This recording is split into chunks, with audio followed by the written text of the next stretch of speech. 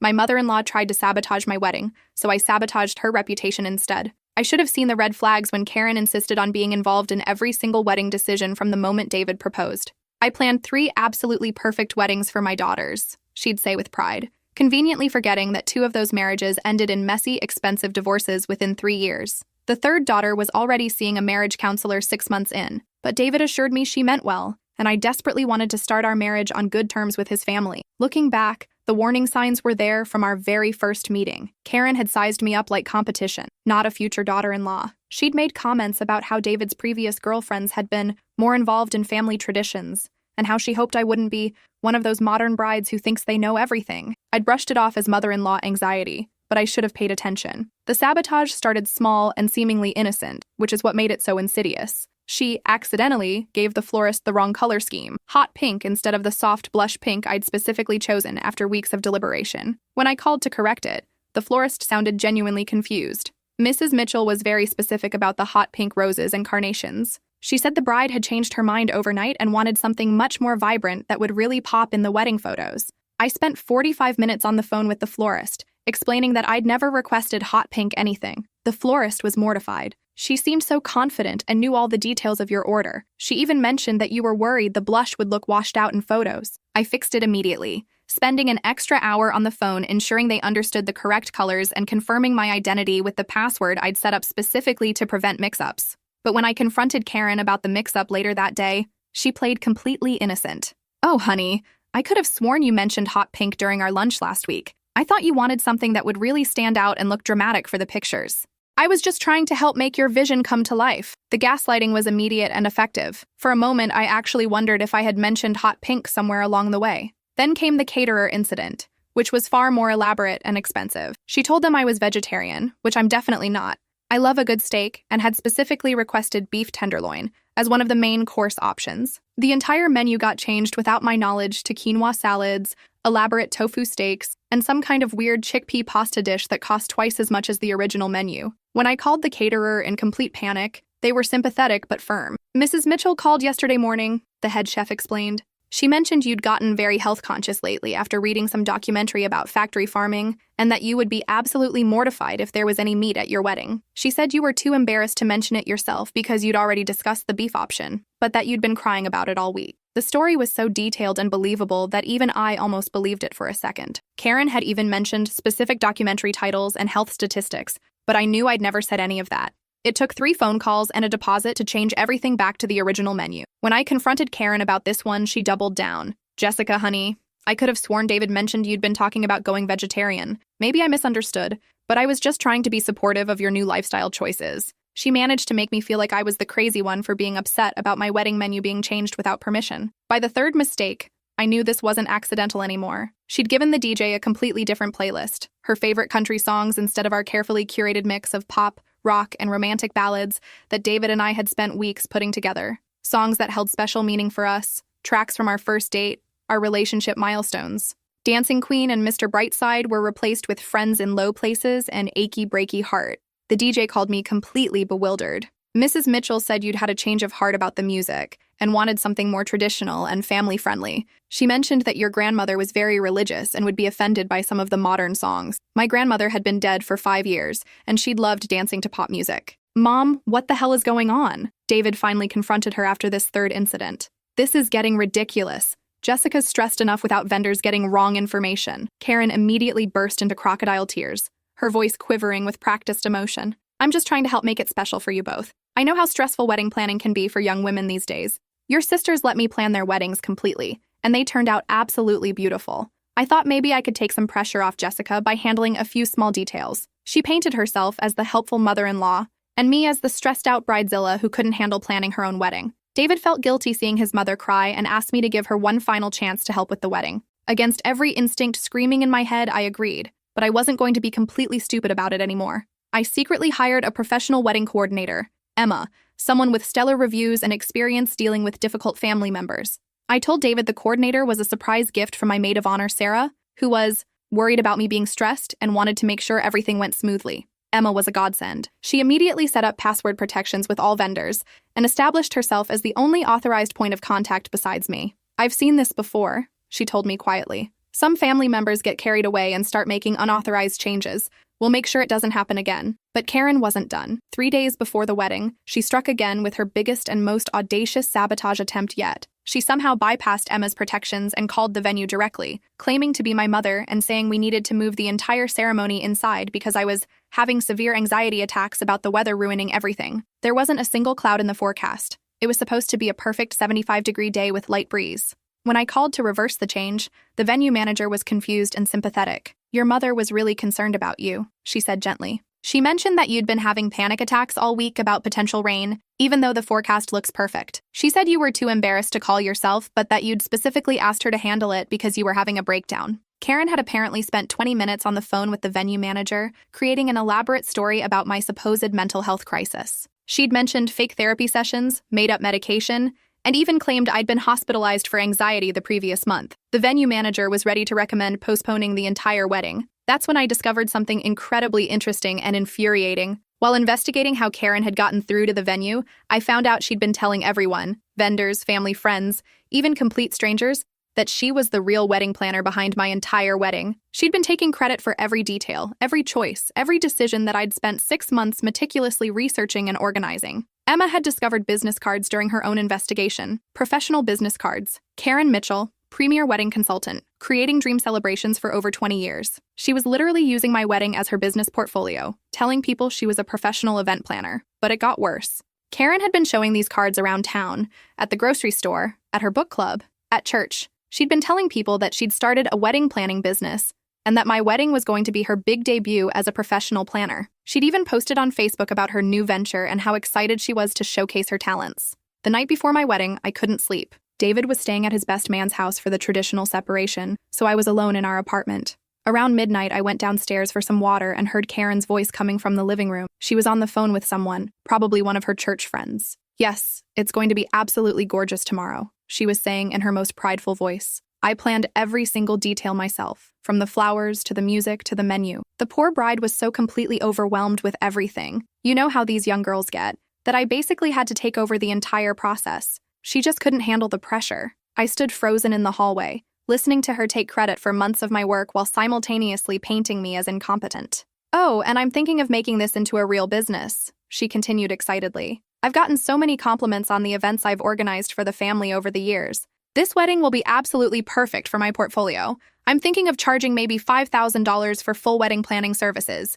That seems reasonable for someone with my experience." She spent another 10 minutes detailing all the challenges she'd had to overcome because of my supposed incompetence and how she'd saved the wedding with her expertise.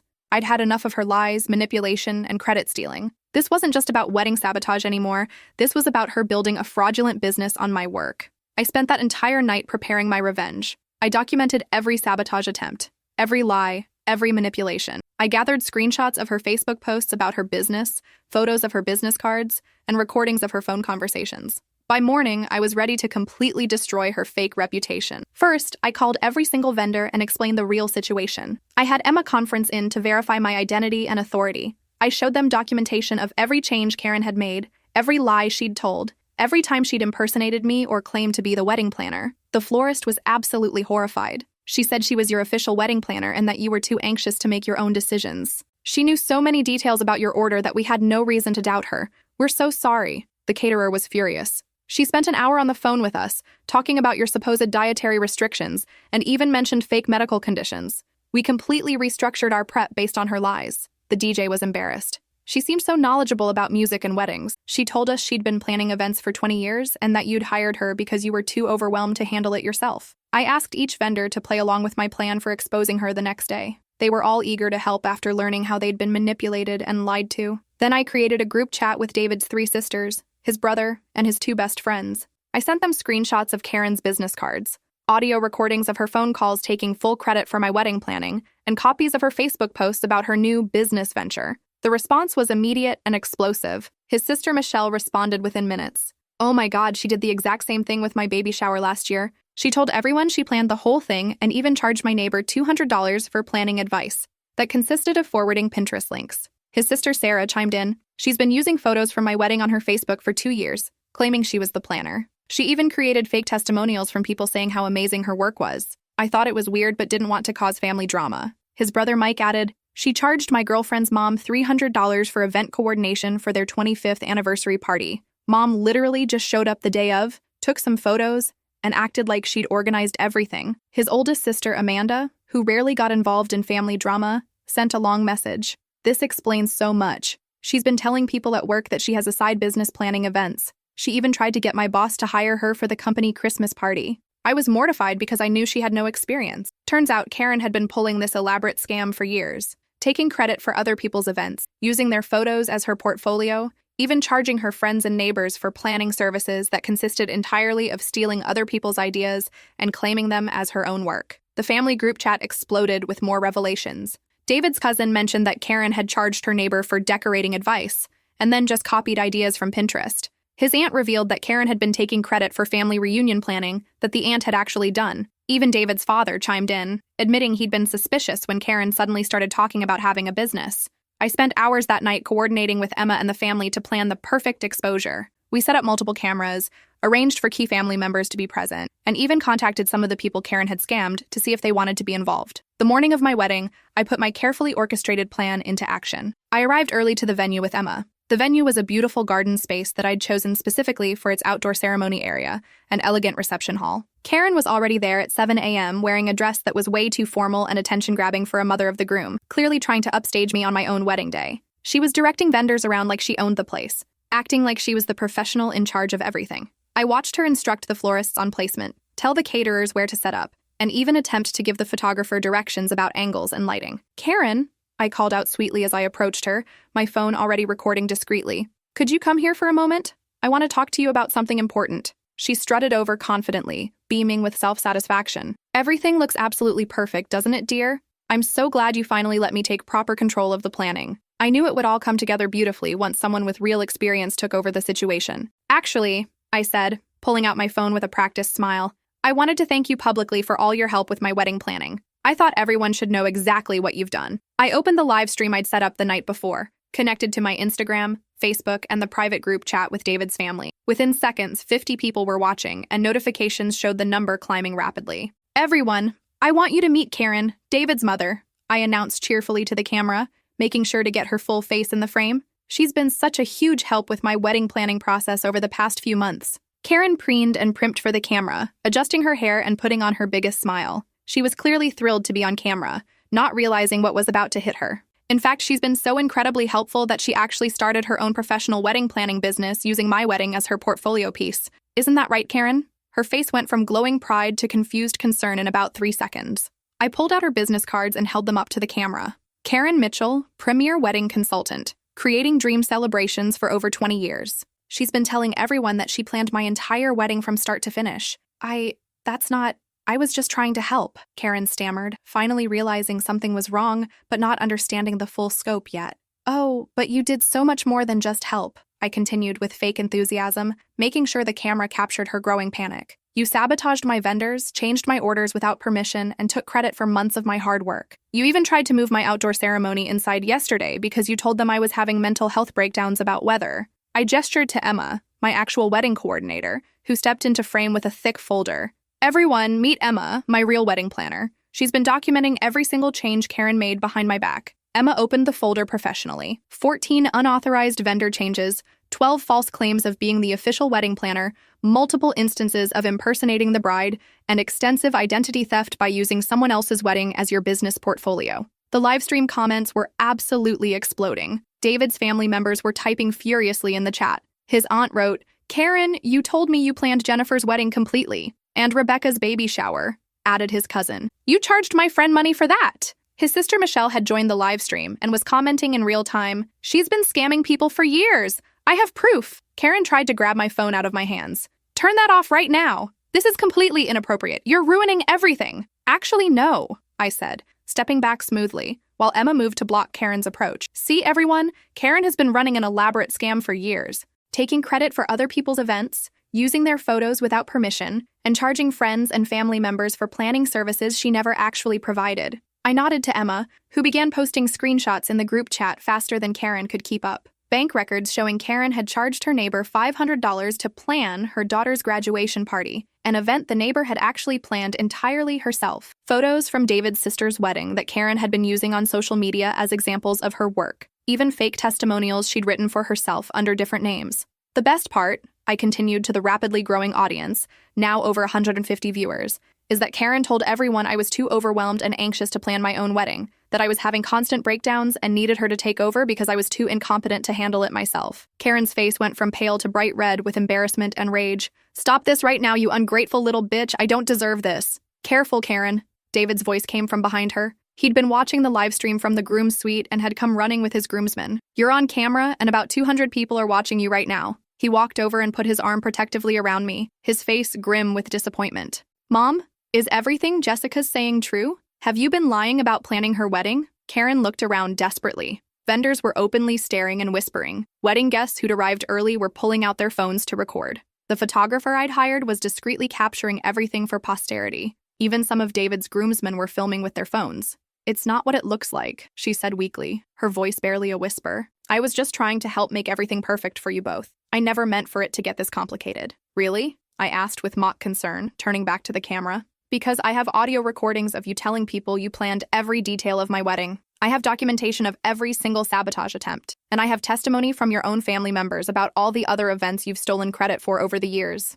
David's sister Michelle had actually driven over during the live stream with her husband and 2 other family members. She marched up with her phone in hand, absolutely furious. "Mom, you charged my friend Jessica $300 to coordinate her anniversary party. Jessica planned that entire party herself. You literally just showed up, took pictures, and acted like you'd organized everything. And you've been using photos from my wedding on your Facebook for 2 years," Sarah added, arriving with her husband and teenage kids in tow. "Telling people you were the professional planner who designed everything. My friends have been asking me for your contact information. She charged my neighbor's mom for party planning advice," Mike chimed in. "All she did was forward Pinterest links and show up to take photos." The crowd was growing by the minute. David's extended family, my family members who'd arrived early, even some of our friends were gathering around to watch the confrontation. Karen looked around at the circle of her own family members, all holding phones with evidence of her years of scams and lies.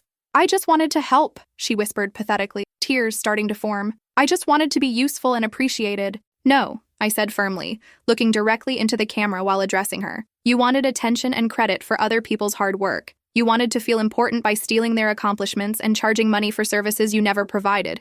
You wanted to build a business on lies and other people's creativity." I turned back to address my live stream audience directly, which had grown to over 300 viewers. "So, just to be absolutely clear, everyone, Karen Mitchell is not a wedding planner. She's not an event coordinator. She has no training, no experience, and no qualifications. She's someone who lies about other people's work and tries to profit from their efforts while sabotaging them behind their backs." The comments were pouring in faster than I could read them. People were tagging their friends, sharing the stream, and even local business owners were chiming in to warn others. Someone had identified her business cards and was posting warnings in local Facebook groups. "And now," I announced with a bright smile, "Karen is going to sit quietly in the very back row while I marry her son. If she causes any disruption whatsoever, security will escort her out of the venue immediately." I gestured to the 2 professional security guards I'd hired specifically for this possibility. They stepped forward and nodded at Karen. Karen opened her mouth to protest, but David cut her off sharply. "Mom, sit down. Don't say another word. We'll discuss this after the honeymoon. But right now, you need to be quiet and let Jessica have her day. You've done enough damage." David's father had arrived and was staring at his wife in shock and disappointment. "Karen, how could you do this? How could you lie to all these people?" She had absolutely no choice. With the entire family watching and recording, dozens of strangers witnessing her humiliation, and security guards ready to remove her, she shuffled to the back row and sat in complete silence.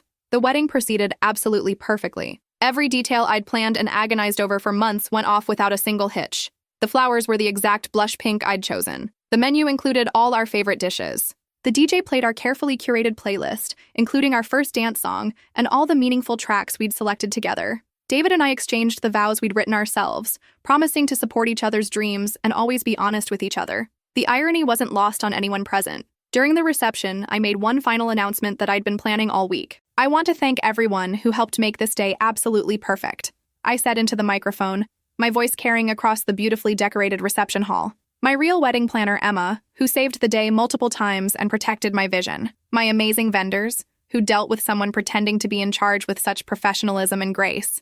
and my new family, who supported me completely when they learned the truth about what had been happening. I paused and looked directly at Karen, sitting alone at the family table while everyone else mingled and celebrated.